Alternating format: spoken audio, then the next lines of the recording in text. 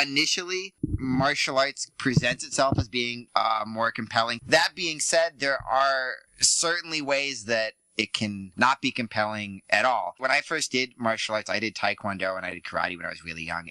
But the thing that made it really not compelling is they lined everybody up in rank order.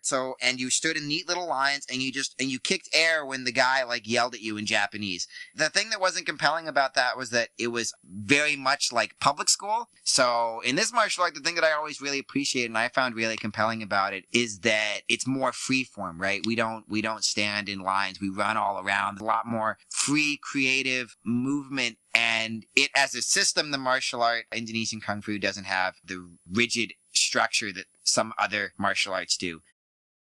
It is just to have two people obviously stand across the other. One person does whatever the knife stab is, the knife slash, holding the person up with the gun, the physical defense. So I wanted to kind of take a step back from that.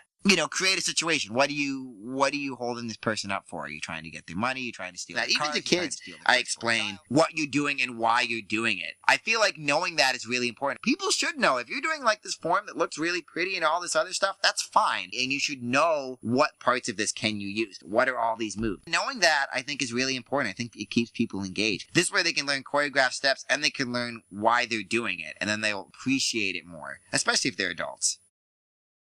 Positive reinforcement is really, I think, maybe underrated, even though people always talk about it.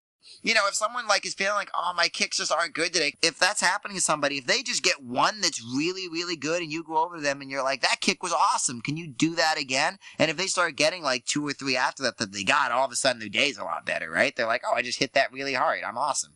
Go me.